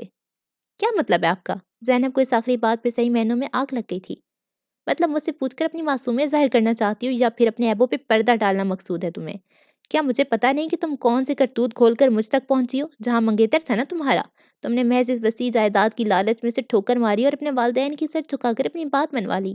یہ تمہاری بیٹی ہے، کیا تمہارے نقش قدم پہ نہ چلے گی؟ مگر یاد رکھنا، اگر ایسی کبھی صورتحال پیش آئی تو میں تمہارے والدین کی طرح بغیرتی کا مظاہرہ کرنے کے بجائے اس کا نہیں تمہارا بھی قتل کرنے سے گریز نہیں کروں گا۔ سرخ پٹتے چہرے کے ساتھ وہ منہ میں انگارے نکال کر پھینک رہا تھا، جس پہ زینب کا وجود جھلس کر رہ گیا تھا۔ اسے لگا تھا تیمور اس کے ان تانوں نے اس کے جسم کے پرخچے اڑا کے رکھ دیے۔ تیمور نے آج تک اسے ہر دکھ دیا تھا مگر یہ دکھ درد سہ نہیں پا رہی تھی۔ رنج و تعصب تھا اس کے ہر انداز میں۔ یہ وہ شخص تھا جس نے اسے بہکانے اور لائن پہ لگانے کو کیا نہ جتن کیے تھے۔ یہ اسی کی خواہش عشق کے جنون خیز تھا کہ آج وہ یہاں اس کے سامنے تھی۔ کتنا سمجھایا تھا، کتنا روکا تھا سب نے، مگر جہاں کی خاموشی کے بعد سے اسے ایسی ضد اتری تھی کہ اس کے اندر کے ہر انجام کی پرواہ کیے بغیر وہ آگے بڑھتی گئی۔ یہی وقت تھا جب اس نے محض اپنی ضد پوری کرنے کو سب کے دلوں کو توڑا تھا۔ اب وہ وقت تھا کہ وہ اکیلی دکھ سہ رہی تھی، آزائش میں مبتلا تھی۔ یہ اس کا جرم تھا تو سزا تو پانا تھی۔ پھر اس نے اپنے لرزتے وجود کے گرد اپنے ہی بازو لپیٹ لیے اور سر گھٹنوں پہ رکھ لیا۔ پہلی بار اس نے آنسو بہا کر اپنی قسمت پہ تعصب کا اظہار خود سے نہیں کیا تھا۔ وہ جان گئی تھی کہ وہ سمجھ گئی تھی اس سے ماں باپ کا دل دکھانے کی سزا ملی ہے۔ یہ وہ سزا بھگتنے کو تیار تھی۔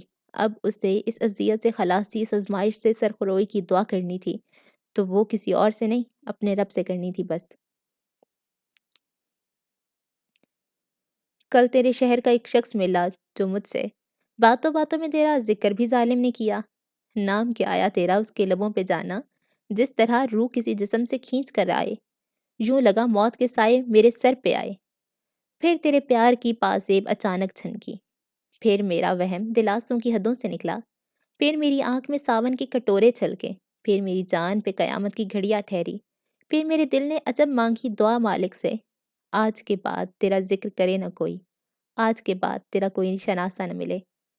وہ گھر لوٹا تو بے حد مزمل نظر آتا تھا۔ ماما جان کا لاؤنج سے ٹکراؤ ہوا تھا، انہیں آہستگی سے سلام کرتا وہ اپنے کمرے میں آ گیا تھا۔ چینج کیے بغیر اس نے صرف ہاتھ میں موجود سوٹ کیس صوفے پہ اچھالا تھا، خود بیڈ پہ گرنے کے انداز میں لیٹ کر آنکھیں بازوؤں پہ رکھ لی تھیں۔ آنکھیں ہی نہیں، اس کا پورا وجود جل اٹھا تھا گویا۔ آفس سے نکل کر وہ پارکنگ ہی جانے پایا تھا جب اس کا تصادم اس خاتون سے ہوتے ہوتے رہ گیا۔ غلطی اس کی نہیں تھی، یقیناً وہ خاتون ہی کچھ عجلت کا شکار تھیں۔ اس کے باوجود جہاں نے شائستگی بھرے انداز میں ان سے معذرت کی تھی، جس کے جواب میں مسکراتے ہوئے ایک دم سے اسے کچھ دھیان سے دیکھنے لگی تھیں۔ مجھے لگ رہا ہے آپ کو میں نے پہلے بھی کہیں دیکھ چکی ہوں۔ اس سوال نے جہاں کو اچنبھے میں مبتلا کر دیا تھا، اس سے قبل کہ وہ جواب میں کچھ کہتا خاتون یکا جوش نظر آنے لگی۔ آپ شاید زینب کے کزن ہو، بارات میں دیکھا تھا آپ کو، ایکچولی آپ ہینڈسم بہت ہو نا، اس وجہ سے آپ کی شکل نہیں بھول سکی۔ اوہ جہاں کچھ خفیف سا ہو گیا۔ کیسے آپ پھر کبھی زینب سے ملنے بھی نہیں آئے؟ شاید آپ ہیں نا؟ زینب نے تو شاید آپ کو نہیں بتایا، وہ میری سمدھن بن گئی ہے، میرے بیٹے سے اس کی بیٹی کی نسبت طے ہے۔ جی؟ جہاں کے سر پہ جیسے کسی نے بم دے مارا تھا، وہ ششت سا ہو کے اسے دیکھنے لگا۔ دیکھا نا، آپ کو نہیں بتایا زینب نے، مجھے پتا تھا وہ خوش نہیں ہے اس رشتے سے، مگر لالا اپنی بیٹی کی شادی میرے بیٹے سے ہی کریں گے۔ ہمارے ہاں اس طرح سے رشتے طے ہوتے ہیں۔ چند مزید باتوں کے بعد وہ خاتون بمشکل اس کے جان چھوڑ پائی تھی۔ پتہ نہیں جہاں کو یہ کیوں لگا تھا جیسے اس کا مقصد ہی جہاں کو یہ اہم معلومات دینا تھا۔ وہ کس طرح بھی زینب کو بات کرنے سے باز نہیں رکھ سکا۔ زینب سے اس کی کال ریسیو نہیں کر رہی تھی، وجہ وہ نہیں جانتا تھا۔ یہ ضرور تھا کہ وہ انتہا درجے کی پریشانی میں مبتلا تھا۔ اس نے اس پریشانی میں پھر سے اس کا نمبر ٹرائی کیا تھا۔ السلام علیکم۔ چند لمحوں کی توقف سے زینب کی ٹھہری ہوئی مگر بے حد سنجیدہ آواز سنائی دی۔ کیا حال ہے زینب؟ فاطمہ کیسی ہے؟ فاطمہ ٹھیک ہے، آپ نے کیسے کال کی؟ جہاں کو اس کا سرد لہجہ محسوس ہوا تھا، وہ کچھ خفیف سا ہو کر رہ گیا۔ ویسا انسان نہیں تھا کہ خواہ مخواہ کسی کے سر پہ مسلط ہو جاتا، مگر یہ زینب کا معاملہ تھا اور وہ چاہنے کے باوجود خود کو اس کے مسائل اور پریشانیوں سے الگ نہیں کر سکتا تھا۔ تیمور نے فاطمہ کی نسبت ابھی اسے اپنے بھانجے سے کیوں طے کر دیا؟ تمہیں روکنا تو چاہیے تھا زینب۔ دوسری جانب یکلک سناٹا چھا گیا۔ آپ کو کیسے پتہ چلا جے؟ وہ جب بولی تو لہجے کی سرد موری اور تلخی کی جگہ بے بسی اور عجیب سے کرب نے لے لی تھی۔ تمہاری رضا شامل نہیں ہے، میں جانتا ہوں تمہیں یہ میرے یہاں کوئی بس نہیں چلتا جے، آپ کو پتہ ہے زلالے کا بیٹا سامل معذور بھی ہے۔ میری بے بسی دیکھیں جے کہ میں اپنی معصوم سی بیٹی کو اس پہ ہونے والے پہلے ظلم سے نہیں بچا سکی۔ وہ پھوٹ پھوٹ کر روتے کہہ رہی تھی، جہاں کے اعصاب یکدم کشیدگی اور تناؤ کا شکار ہو کر رہ گئے۔ پلیز زینب ریلیکس، تم پریشان نہیں ہو، ہم بات کریں گے وہاں آ کر تیمور سے۔ وہ ایسا نہیں کر سکتا، فاطمہ پہ صرف اس کا حق نہیں ہے، وہ ہماری بھی کچھ لگتی ہے۔ جہاں کے لہجے میں یکلک غصہ اور درشتی در آئی تھی۔ وہ بہت کم غصے میں آتا تھا مگر اب وہ غصے میں تھا۔ نہیں جے پلیز، کوئی نہیں کچھ کرے گا، تیمور بہت خفا ہوں گے، آپ سن رہے ہیں نا جے، کوئی کچھ نہیں بولے گا۔ اب آئندہ مجھے کال مت کیجیے گا، مجھے کم از کم آپ سے کوئی بات نہیں کرنی اب۔ اس کے لہجے پہ صرف ہراس غالب نہیں آیا تھا، وہ جیسے کسی دباؤ ٹینشن کے حصار میں بھی تھی۔ اس سے قبل کہ جہاں کچھ کہہ پاتا سلسلہ منقطع ہو گیا تھا۔ جہاں سرخ چہرے کے ساتھ سختی سے ہونٹ بھینچ کر بیٹھا رہ گیا۔ وہ سمجھ سکتا تھا زینب وہاں کسی قسم کی حالات کا شکار ہوگی، اس کے باوجود یہ عجیب سی دھکن اپنا غلبہ پانے لگی۔ اسے یاد آیا جب وہ یہاں سے جا رہی تھی، تب جہاں کی سمت کچھ دیر دھند آلود نظروں سے مسلسل دیکھتے رہنے کے بعد اس نے بھرائی ہوئی آواز میں کہا تھا، آپ اچھی طرح یاد کریں جے اور مجھے بتائیں، جب میں نے آپ کو ٹھکرایا تب آپ نے مجھے کوئی بد دعا دی تھی؟ جہاں نے کتنی حیرانی کے عالم میں اس کی بات سنی تھی، دیکھا تھا۔ میں تمہیں بد دعا کیوں دیتا زینب، ایسی باتیں کیوں کر رہی ہو؟ ہاں اصولاً تو آپ کو مجھے بد دعا نہیں دینی چاہیے تھی، کیونکہ اس طرح آپ کو اپنی محبت آسانی سے مل گئی تھی۔ پھر پتہ نہیں میرا مکافات کا چکر کیوں شروع ہوا تھا۔ ایک ہی دن میں بار بار اس اذیت، اس کرب سے گزر رہی ہوں۔ جہاں کتنا مضطرب ہو گیا تھا، جہاں زینب کے پلٹ کر بھاگ جانے، وہ بے اختیاری کیفیت میں اس کے پیچھے جانا چاہتا تھا، مگر تب معاذ نے جانے کہاں سے آ کر اس کے کندھے پہ ہاتھ رکھ دیا تھا۔ جہاں نے چونکتے ہوئے گردن موڑ کر اسے دیکھا تو کتنی وحشت تھی اس پل جہاں کی آنکھوں میں۔ اس زینب، معاذ وہ کہہ رہی تھی، وہ کچھ ڈسٹرب ہے۔ ہاں وہ بہت ڈسٹرب ہے، میں اس سے بات نہیں جے، تم اسے کچھ نہیں کہو گے، وہ اپنے گھر جا رہی ہے، تیمور یہاں ہے، وہ تم لوگوں کے تعلق اور رشتے سے بے خبر نہیں ہے۔ اب تمہاری اور اس کی حیثیت یہ نہیں رہی کہ تم ایک دوسرے کے دکھ بھی شیئر کر سکو۔ ماس کا لہجہ بوجھل تھا اور چہرے پہ کسی انجانے سے دکھ کا گہرا سایہ۔ جہاں کی رنگت متغیر ہوئی تھی اس نے ہونٹوں کو باہم سختی سے بھینچ لیا تھا۔ وہ پچھتا رہی ہے ماس، وہ بالکل بھی خوش نہیں ہے، وہ ہر لمحہ کھل کر ختم ہو رہی ہے۔ جہاں کے لہجے میں کتنے نوحے تھے، کتنا کرب تھا، اب ہونٹ بھینچنے کی باری ماس کی تھی۔ ہم اس کے لیے دعا کر سکتے ہیں جی، ہمارے بس میں شاید اس سے زیادہ کچھ نہیں رہا۔ اور معاذ کے جواب نے جہاں نے سر بھر کے سر جھکا دیا تھا، وہ ثابت طور پہ ہی نہیں روحانی سطح پہ بھی ڈسٹرب ہو چکا تھا۔ دروازہ کھلنے کی آواز کو اس نے سنا ضرور، مگر سر اٹھانے اور آنے والے کو دیکھنے کی ہمت ناپید تھی جب یہ آنکھیں موندے یوں ہی بے دم سا پڑا رہا تھا۔ آنے والی جالے تھی، اس نے چائے کے مگ سمیت ٹرے جھک کر ٹیبل پہ رکھی اور کارپٹ پہ گھٹنوں کے بل جھک کر جہاں کے جوتے اتارنے لگی، انداز میں اتنی توجہ اور اپنائیت تھی گویا یہی دنیا کا سب سے اہم کام ہو اس کے نزدیک۔ جہاں کو جیسے ہی اس بات کا احساس ہو یکلخت اٹھ کر بیٹھ گیا اور نہ سرت سے اپنے پیر سمیٹے تھے بلکہ جالے کا بازو پکڑ کر اپنے مقابل بٹھاتے ہوئے بے حد خفگی سے اسے دیکھا تھا۔ یہ کیا کر رہی تھی تم؟ اس نے بے حد سنجیدگی اور خفگی سے اسے دیکھا تھا۔ جالے کو چھیم کر مسکرا دی۔ جوتے اتاری تھی آپ کے؟ وہ مجھے بھی پتہ چل گیا، کیوں اتار رہی تھی؟ آپ کو اچھا نہیں لگا شاہ؟ وہ یکدم سہم سی گئی۔ جہاں نے سر کو نفی میں جنبش دی، پھر اس کے ہراس بھرے چہرے کو ہاتھوں کے پیالے میں لے لیا تھا۔ مجھے تمہارا اس طرح کے کام کرنا اچھا نہیں لگتا یالے، آپ بیوی ہو میری، آپ کی جگہ میرے پیروں میں نہیں یہاں ہے، میرے برابر۔ یالے کے چہرے کا رنگ بدلا تھا، دھیرے دھیرے ہراس چھوٹا اور خفیف سی حجاب آمیز سرخی اس کے چہرے کو گلنار کرنے لگی۔ آپ نے مائنڈ کیا ہے نا شاہ، ورنہ حقیقت تو یہ ہے کہ مجھے آپ کے ہر قسم کے کام کرنا اچھا لگتا ہے، اس لیے کہ مجھے آپ سے وہ بھی اختیاری کی کیفیت میں کہتے کہتے یکدم احساس ہونے پہ تھم سی گئی، جہاں کی آنکھوں میں شرارت آمیز تبسم سے بکھرنے لگا۔ ہاں بولو، کیا مجھ سے؟ وہ جیسے اس کی محبوب کیفیت سے حز اٹھا رہا تھا۔ کچھ نہیں، یالے خفہ سے سرخ پڑ چکی تھی، یوں ہی جھکی پلکوں سے بولی۔ جہاں نے ٹھنڈا سانس بھر لیا تھا۔ آپ پڑھنے کو کال کریں نا، اب واپس آ جائیں گاؤں سے، ان کے بغیر مجھے کچھ اچھا فیل نہیں ہوتا۔ اس نے کمال خوبصورتی سے بات بدل دی تھی، جہاں کو اس کی انا بہت پیاری لگی، کیونکہ یالے بھی آگاہ تھی کہ جہاں اس کی محبت اور پسندیدگی کے جذبے سے آگاہ ہے، اس کے باوجود وہ اظہار نہیں کرنا چاہتی تھی، تو یہ نسوانیت کا ہی وقار تھا جو بہرحال قائم رہنا چاہیے۔ عورت اپنے رویے سے، اپنے انداز سے محبت ثابت کرتی اچھی لگتی ہے، منہ پھاڑ کر اظہار کرتی ہوئی نہیں۔ جہاں کو نسوانیت کا یہی روپ بھاتا تھا، اسے اچھا فیل ہوتا تھا، یالے بیشتر عادات اسی سے میل کھاتی تھی۔ کہہ کر تو معاذ 2 دنوں کا ہی گیا تھا، ہو سکتا ہے آج آ جائیں گے وہ لوگ۔ جہاں نے اٹھتے ہوئے ٹائی کی نوٹ ڈھیلی کی، یالے نے اس کا کوٹ اتارنے سے میل کھاتی تھی۔ پہلے چینج کریں گے؟ چائے تو آپ کی ٹھنڈی ہو گئی۔ یالے کوٹ ہینگر میں لٹکا کر پلٹی تو جہاں کو ڈریسنگ روم کی سمت جاتے دیکھ کر بولی، اٹس اوکے، میں آ رہا ہوں 2 منٹ میں۔ وہ محض اس کی خاطر مسکرایا تھا، ورنہ حقیقت یہ تھی کہ زینب والے معاملے کی وجہ سے وہ حد درجہ اپسیٹ ہو چکا تھا، مگر یالے کے ساتھ اپنا رویہ بدل کر اس پر اپنا اضطراب ظاہر کر کے وہ اسے ہرگز بھی پریشان نہیں کرنا چاہتا تھا۔ مگر اس وقت اس کی حیرت کی انتہا نہیں رہی۔ جب وہ چینج کر کے واپس آئے تو یالے نئے سرے سے چائے بنا کے اس کی منتظر بیٹھی تھی۔ اس کو گرم کر لینا تھا، رزق کی اس طرح ضائع نہیں کرتے یالے، وہ نرمی سے ٹوک کر بولا تو یالے مسکرا دی۔ ضائع نہیں کی، میں نے خود پی لی تھی۔ جہاں کو بے تحاشا حیرت نے آن لیا۔ تم نے بٹوایا، اور تم تو چائے پیتی ہی نہیں ہو نا؟ اس کی سوالیہ استجابیہ نگاہوں کے جواب میں یالے کی مسکراہٹ گہری ہو گئی۔ اب پینے لگی ہوں، اس لیے کہ آپ کو پسند ہے۔ جہاں عجیب سے احساسات کا شکار ہو کر رہ گیا۔ یہ ہرگز بھی فیئر نہیں ہے یالے، مجھے اچھا نہیں لگے گا تم میری خاطر خود پہ جبر کرو، نہ میں اس کا قائل ہوں۔ مجھے تو ایسا بہت کچھ پسند ہوگا جسے تم بخوشی اپنی زندگی میں شامل نہیں کر سکتی۔ وہ پتہ نہیں کس کس خیال کے ساتھ اتنا سنجیدہ، اتنا ملول ہو گیا تھا کہ یالے نے کسی قدر دھیان سے اس کی شکل دیکھی، پھر نرمی اور آہستگی کے ساتھ اس کے ہاتھ پہ اپنا ہاتھ رکھ دیا تھا۔ آپ یہ سوچنا بھی نہیں شاہ کہ آپ کی پسند مجھ پہ جبر کی صورت مسلط ہو سکتی ہے۔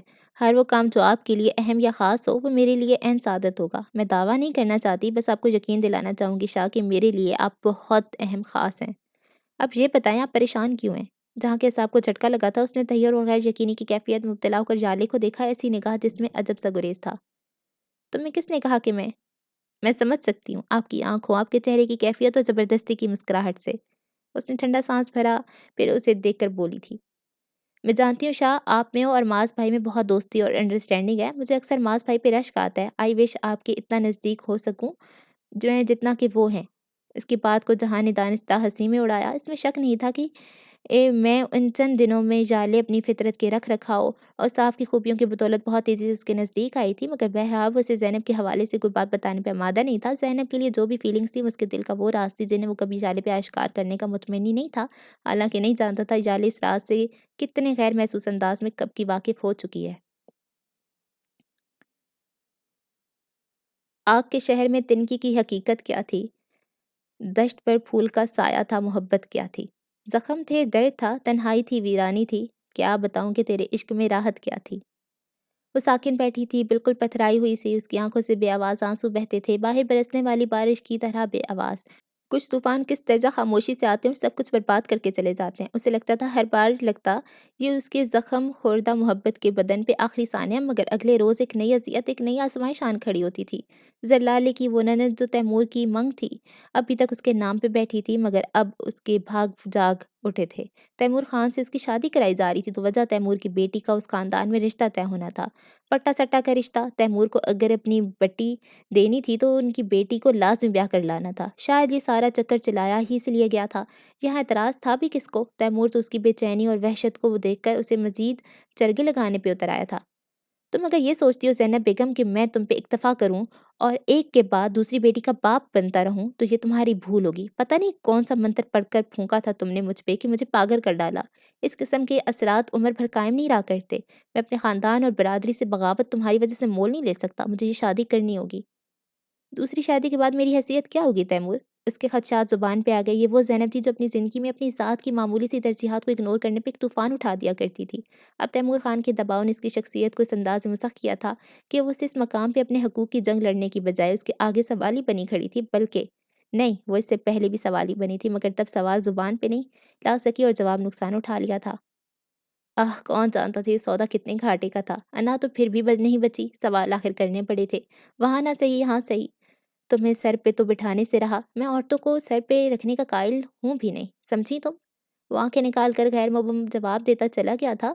پھر وقت نے ثابت کیا تھا کہ وہ ہرگز بھی دو بیویوں کے درمیان توازن برقرار نہیں رکھ سکا تھا۔ بعد میں آنے والی اس عادت اور فطرت کی مالک تھی، جیسے یہاں کے دیگر مکین۔ جب ہی وہ چند دنوں کے اندر ہر شے پہ حکمران قابض ہوتی چلی گئی، تیمور سمیت اور زینب بس اپنے خالی ہاتھوں، خالی دامن اور خالی کمرے کو دیکھتی، خود پہ بیت جانے والی اس اذیت کا خود سے احتساب کرتی رہی۔ میرے لیے نہ صحیح، کم از کم اپنی بیٹی کے لیے ہی گھڑی دو گھڑی کو یہاں آ جایا کریں تیمور۔ اس روز اس کے ضبط کا پیمانہ چھلکا، تب اس نے نہ چاہتے ہوئے بھی شکوہ کر ڈالا تھا۔ جواب میں تیمور خان نے خونخوار قسم کی نظروں سے اسے دیکھا تھا۔ پچھلے سال بھر سے میں تمہارے ساتھ ہوں، صرف تمہارے ساتھ۔ اب نئی شادی کی ہے تو کیا حرج ہے کہ اگر میں یہ وقت اس کے ساتھ گزار لوں؟ نفس پرست عورت، ذرا خود پہ کنٹرول کرنا سیکھو۔ اپنی بات مکمل کر کے وہ اسے سامنے سے دھکیل کر چلا گیا اور زینب وہ جیسے ہمیشہ کے لیے قوت گوائی کھونے کے قریب تھی۔ اس طرح سب کی اتنی تذلیل، اس کے باوجود ان الفاظوں نے لمحوں جلا کر خاکستر کر ڈالا تھا۔ پھر بیچ میں کتنے دن بیت گئے، زینب نے اپنے کمرے سے نکلنا بھی چھوڑ دیا۔ وہ اس حویلی میں اس بیکار سامان کی طرح ہو گئی تھی جسے کاٹ کباڑ میں پھینک دیا جاتا ہے۔ شاہا اسے کسی کا بھی فون آتا وہ اپنا ہر دکھ چھپا کر ہنسنے مسکرانے لگتی۔ یہاں بیت جانے والے سارے سانحے سے وہ انہیں بے خبر رکھنا چاہتی تھی، مگر شاید قدرت کو یہ منظور نہ تھا۔ وہ بے چین تھی تو ادھر اس کے کرب کو محسوس کیا جا رہا تھا، جب بھی مما ہر روز پپا سے زینب سے ملنے کا اصرار کرنے لگی تھیں، اور ادھر جب اس سے ملنے کی آنے کی تیاریاں ہو رہی تھیں، اس پہ وہ آخری قیامت بھی توڑ دی گئی، جس کے بعد کسی مداوے کی گنجائش باقی نہیں رہ گئی تھی۔ فاطمہ کی طبیعت اس روز ٹھیک نہیں تھی اور زینب اس قدرے بے چین۔ اس نے ملازمہ کو بار بار یہ پیغام دے کر تیمور کے کمرے میں بھیجا تھا کہ وہ فاطمہ کو ڈاکٹر کے پاس لے جائے، مگر تیمور ہر بار ملازمہ کو جھڑک کر واپس بھیج دیتا۔ زینب فاطمہ کو کندھے سے لگایا خود اس کے کمرے کی جانب آ گئی تھی۔ ناک کرنے کے بعد اس نے دروازہ کھول دیا تھا۔ سامنے صوفے پہ تیمور اپنی نئی نویلی دلہن کے ہمراہ بیٹھا تھا اور وہ اسے اپنے ہاتھ سے شراب پلا رہی تھی۔ زینب تو ششت ہو کر رہ گئی، حیرت رنج اور صدمے سے اس کی آنکھیں پھٹی رہ گئیں۔ کیا کری ہو تم یہ؟ اسے برداشت نہ ہو سکا تو چیخ پڑی۔ زینب بھول چکی تھی وہ کس مقصد کے لیے یہاں آئی تھی، اور یہ اس کی گستاخی اور بدتمیزی کی انتہا تھی جو تیمور سے سہی نہ جا سکی۔ تمہیں یہاں آنے کی جرت کیسے ہوئی؟ تیمور نے اٹھ کر اسے الٹے ہاتھ کا تھپڑ دے مارا تھا۔ وہ بری طرح سے نشے میں مدہوش تھا۔ زینب اس کی جناتی تھپڑ کی تاب نہ لاتے ہوئے الٹ کر گری تھی۔ فاطمہ اس کے ہاتھ سے چھوٹ کر پتہ نہیں کہاں جا گری۔ بچے کے بلک کر اٹھنے کی آواز نے زینب کو اپنی چوٹ کا احساس پلا دیا۔ وہ تڑپ کر اٹھی تھی، مگر تیمور نے اسے فاطمہ تک پہنچنے سے قبل ہی دبوچ لیا۔ تم جان کا عذاب بن گئی ہو میری، میں ہمیشہ کے لیے تمہیں دفان کرنا چاہتا ہوں، مار ڈالوں گا تمہیں۔ وہ آنکھیں نکال کر کہتا سچ مچ اس کی گردن دبانے لگا۔ زینب دہشت زدہ سی ان کی فولادی گرفت میں محض پھڑپھڑا سکی، موت کو اتنا قریب پا کر اس کے حلق سے آواز نہ نکل سکی۔ اسے مت مارے تیمور خان، کیوں اپنی جان مصیبت میں ڈالتے ہیں؟ جدید سوسائٹی کے لوگ ایسے معاملات میں بہت خوار کرتے ہیں، جان چھڑانے کے اور بھی تو طریقے ہیں نا؟ دلہن صاحبہ نے تیمور کے کندھے پہ ہاتھ رکھ کر اٹلا کر کہا تھا۔ تیمور نے بدمست بیل کی طرح سے سر ہلایا، پھر زینب کو دونوں ہاتھوں سے پیچھے کی جانب دھکیل کر بوجھل آواز میں بولا تھا۔ ہاں، جان چھڑانے کے اور بھی تو طریقے ہیں، اور وہ ایک طریقہ تو طلاق ہے، میں تمہیں طلاق دیتا ہوں۔ زینب کے حلق سے خوف زدہ سی چیخ نکلی تھی اور رنگ پیلا پڑ گیا۔ مجھے خوبصورت لڑکیاں ہرگز اچھی نہیں لگتی، یہ ڈائنیں ہوتی ہیں، خون چوس لیتی ہیں، تم بھی خوبصورت ہو، میں نہیں چاہتا تم میرا خون چوس لو، اس لیے میں تمہیں طلاق دیتا ہوں۔ زینب پھر پوری طرح سے چیخی اور بلند آواز سے روتے ہوئے اپنے دونوں ہاتھ اس کے آگے جوڑ دیے تھے۔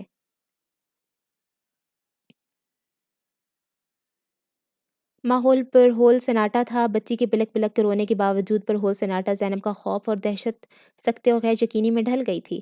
تیمور نے تیسری مرتبہ ہی نہیں، چوتھی اور پانچویں مرتبہ ہی طلاق کے الفاظ منہ سے نکالے۔ وہ اس حد تک نشے میں تھا کہ اسے یاد نہیں رہ سکا۔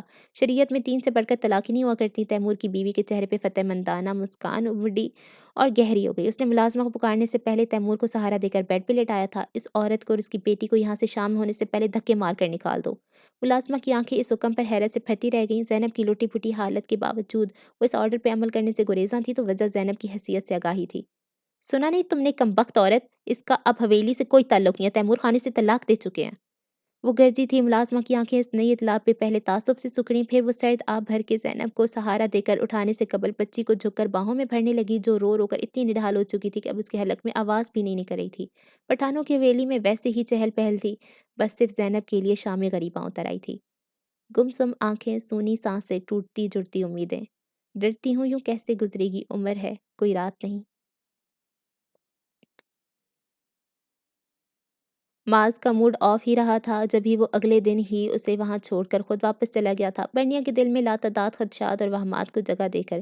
پرنیا کو رونا سا آ رہا تھا، اسے سمجھ نہیں آ سکی کہ وہ اس شخص کی خاطر اس سے زیادہ کیا کرے ایسا۔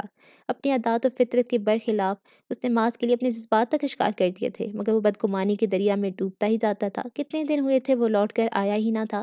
مما کا تو کبھی مما جان کا فون آ جاتا، ہر بار واپس آنے پہ اصرار، اور ساتھ ہی یہ سمجھانے کی کوشش بھی کہ اسے تنہا وہاں رہنے کی ضد نہیں کرنی چاہیے۔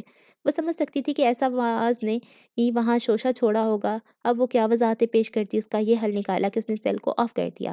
معاذ کی اس حرکت کے بعد اسے معاذ سے مزید کوئی اچھی امید نہیں رہ گئی تھی۔ وہ انا پرستی نہیں تھا، گھمنڈی اور شدت پسند بھی تھا، صرف خود کو اہمیت دینے کے والا۔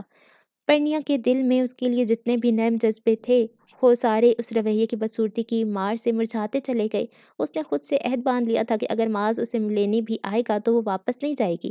اس وقت بھی وہ نماز پڑھ کے فارغ ہوئی تو کچھ دیر ٹیرس پہ ٹہلنے کے انداز میں پھرتی رہی۔ نیچے روبی ملازماؤں اس پہ چلا رہی تھی۔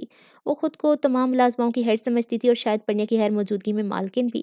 سارا یہاں کا نظام خود بخود اس کے کنٹرول میں جا چکا تھا۔ پرنیا بہت خاموشی سے اس کے انداز و اعتبار دیکھ رہی تھی۔ اکثر معاملات میں وہ خود پرنیا سے بھی صلاح لینا گوارا نہیں کرتی تھی۔ پرنیا نے کئی بار حیرت سے سوچا تھا کہ یہ وہی مسکین سی روبی ہے جو ددہ کی زندگی میں سر اٹھا کر اعتماد سے بھی بات نہیں کر سکتی تھی۔ کہ ددہ بیمار تھے مگر ملازماؤں پہ ان کی کڑی نگاہ رہا کرتی تھی۔ پرنیا جب بھی انہیں ملازماؤں کو ڈانٹتے ڈپٹتے دیکھتی تو اپنی فطرت سے مجبور ہو کر بے ساختہ ٹوک جایا کرتی تھی، ایسا نہ کیا کرے نا ددہ، یہ لوگ بھی آخر عزت نفس رکھتے ہیں۔ میں جانتا ہوں بیٹے، مگر تم اس لڑکی کو نہیں جانتی، یہ بہت چلاک بنتی ہے، میں نے اکثر اسے اناج اور دیگر سامان چوری کرتے دیکھا ہے۔ پرنیا کو عجب سی حیرت نے آن لیا۔ وہ جانتی تھی کہ ددہ صرف اپنے ملازموں کو ہی نہیں، گاؤں کے تمام غربا کو اناج ہر ماہ اتنی مقدار میں بھجواتے ہیں کہ ان کا اچھا گزارا ہو سکے۔ چلا دفاع کرے نا ددہ، اتنا کچھ ہے ہمارے پاس، لے جائے گی بھی تو اپنا ایمان خراب کرے گی نا۔ برائی کو پھیلنے کو چھوڑ دینا اور اس کی روک تھام نہ کرنا بھی نہ صرف معاشرے کے بگاڑ کا باعث ہے، بلکہ کلے روز معاشر خدا کے سامنے بھی ہمیں جواب دہ ہونا پڑے گا۔ ہم نے برائی کو روکنے اور اچھی بات کہنے کا فرض کیوں پورا نہ کیا؟ دادا نے اسے سمجھایا تھا، تب وہ کسی عقل قائل ہو گئی تھی۔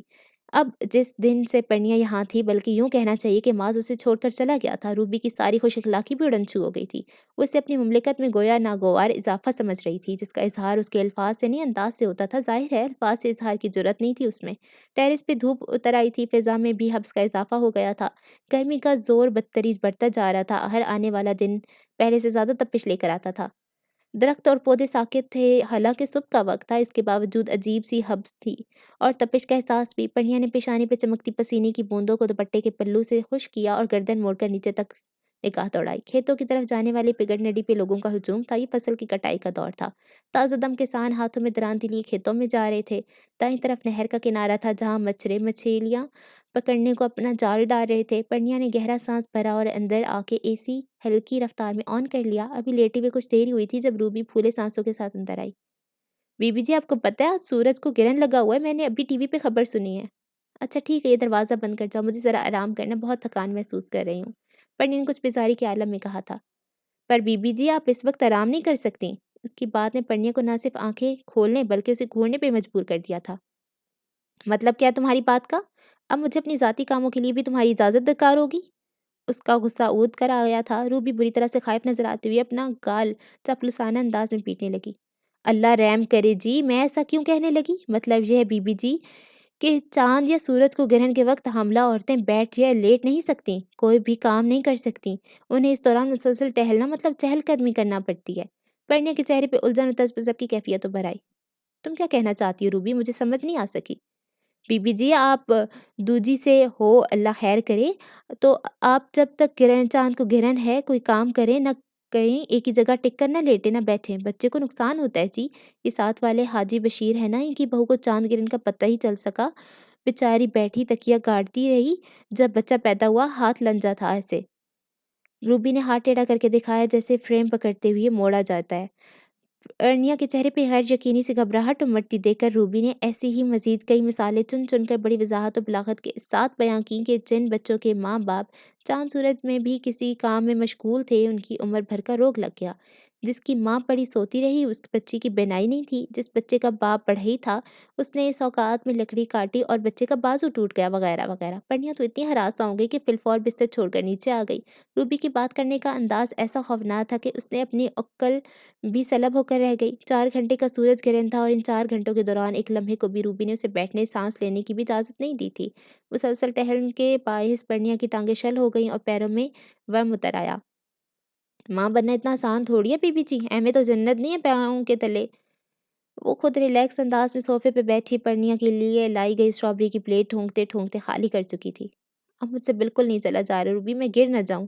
پرنیا آخری لمحات میں تو آ کر بالکل ہمت ہار کر روحان سی ہونے لگی تھی۔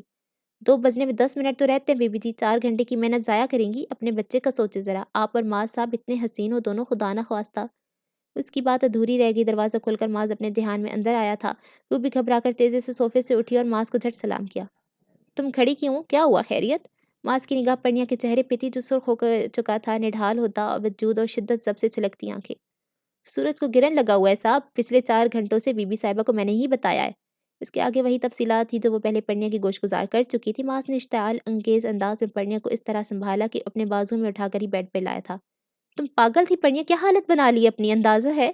معاذ کی نگاہ اس کی دودھیا پیروں سے الجھی تو انتہائی تعصب زدہ سا ہو کر بولا تھا۔ پرنیا نے جواب میں کچھ نہیں کہا تھا، تکیے پہ نڈھال سے انداز میں سر رکھ دیا۔ حد ہے جہالت کی بھی، اگر ایسی کوئی بات کا وجود ہوتا تو حدیث میں اس کا ثبوت ملتا۔ وہ ان پڑھ کمزور عقائد کے لوگ ہیں، مگر تم پرنیا۔ معاذ نے پہلے اٹھ کر فریج سے اس کے لیے جوس کا ٹن نکال کر اسے زبردستی پلایا، پھر اس کے ورم آلود پیروں سے کسی دوائی کا مساج کرتے ہوئے پھر سے ڈانٹا تھا۔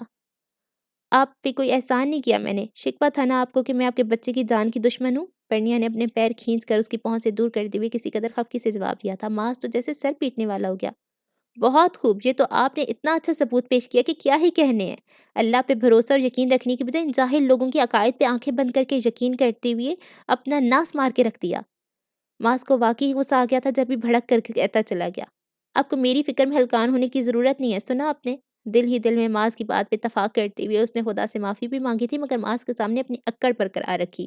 معاذ نے جواب میں کچھ کہے بغیر چند لمحوں کو بہت خاموش نظروں سے اسے دیکھا، پھر اٹھ کر کھڑا ہوا، سنجیدگی بھری متانت سے بولا، لینے آیا ہوں تمہیں، فی الحال آرام کر لو، شام سے پہلے تیار ہو جانا۔ جب آپ پہلے مجھے چھوڑ کر جا سکتے ہیں تو پھر اب لینے کی ضرورت کیوں پیش آ گئی؟ میں نہیں جا رہی ہوں۔ وہ دھیرے دھیرے اپنے دکھتے پیروں کو دبا رہی تھی۔ اس کی بات پہ توہین کے احساس سے سلگ کر تڑک کر جواب دیا تھا۔ معاذ کا چہرہ یک بارگی سرخ ہو کر رہ گیا تھا۔ بہت شوق ہے نا تمہیں تنہا رہنے کا اور منمانیاں کرنے کا؟ کر دوں گا اسے پورا، مگر فی الحال اپنی بکواس بند رکھو اور میرے ساتھ چلو۔ غصے میں آؤٹ ہوتے ہوئے اس نے آنکھیں نکال کر جتلانے کے انداز میں کہا، اس شدید موڈ میں پلٹ کر کمرے سے نکل گیا۔ پرنیا چند لمحے ساکن و صامت بیٹھی رہی، پھر گھٹنوں پہ سر رکھ کر گھٹ گھٹ کر رونے لگی تھی۔ بڑے دنوں سے ہے بے خبر وہ، جو میرے پل پل سے باخبر تھا۔ کبھی میں ٹوٹا تو جوڑتا تھا، وہ میرے قدموں پہ دوڑتا تھا۔ میں روٹھ جاتا مناتا مجھ کو، طرح طرح سے ہنساتا مجھ کو۔ کبھی بچھڑنے کی بات ہوتی تو ساتھ لیتا تھا چپ ہمیشہ۔ وہ جو اکیلا چلا نہیں تھا، کبھی جو غم سے ڈرا نہیں تھا۔ کہاں گیا وہ، کدھر گیا وہ شخص تو بڑا باہنر تھا۔ بڑے دنوں سے ہے بے خبر وہ، جو میرے پل پل سے باخبر تھا۔ اس نے جھکی پلکیں اٹھا کر دیکھا، ماس کی تیاری آخری مراحل میں تھی۔ ان کا والٹ، رسٹ واچ اور گاڑی کی چابیاں پرنیا نے ان کے سامنے ڈریسنگ ٹیبل پہ رکھی تھی اور اس کی بے نیازی کی مار سہتی خاموشی سے پلٹ کر باہر آ گئی۔ رہنے دو بیٹے، ناشتہ کرو آپ وہاں جا کے۔ مما نے اسے کچن میں آ کر آملیٹ تیاری کرنے کی تیاری کرتے دیکھا تو ٹوکا تھا۔ کر لوں گی مما، صبح جوس پیا تھا، فی الحال بھوک نہیں ہے۔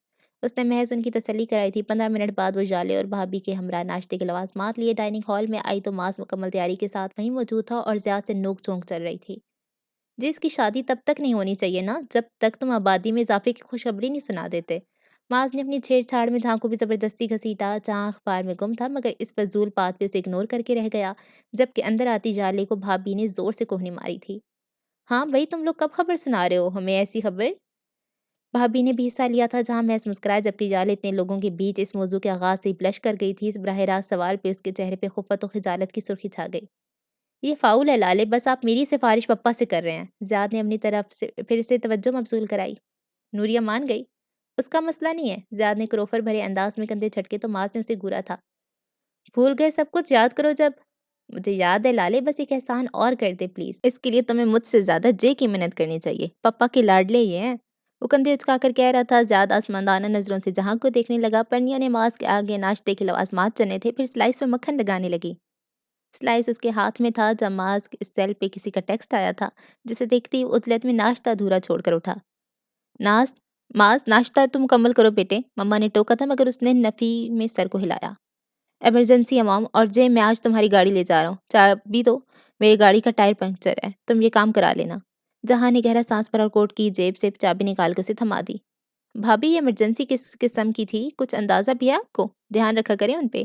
اس نے باہر نکلتے زیاد کا فقرہ سنا تھا جو اسی نے یقیناً پرنیا کو مخاطب کر کے کہا تھا۔ اس کے ہونٹوں پہ زہر خن سا پھیل گیا۔ تیز قدموں سے پورٹیکو کی جانب آتے وہ کسی قدر کا جہاں اسے پکارتا ہوا پیچھے آ رہا تھا، مگر اس کا دھیان اس کی بجائے زینب پر تھا جو کھلے گیٹ سے بھی اندر آئی تھی۔ اتنی صبح صبح، اور اس کی حالت اور جس کا حلیہ ابتر تھا اور چہرے کی رنگت بے تحاشا زرد، اور اس سے قبل کہ وہ کچھ سمجھتا زینب روتی اس کی جانب لپکی تھی اور اس کے گلے لگ کر کچھ اور بھی بلند آواز سے روئی گئی۔ زینب، خیریت ہے نا تم اس طرح؟ ماس کے منہ سے سرسراتی ہوئی آواز نکلی تھی۔ دل خدشات سے لرزا۔ لالے، تیمور نے طلاق دے دیا مجھے۔ الفاظ طیب بارود کے گولے۔ جہاں کو نہیں خبر ہو سکی ماس پہ کیا بیتی ہے۔ اسے لگا تھا کسی نے اچانک اسے بلندی سے دھکا دیا ہو اور نیچے، بہت نیچے گرتا جا رہا ہو۔ اچھا جی، اب تک کے لیے اتنا ہی۔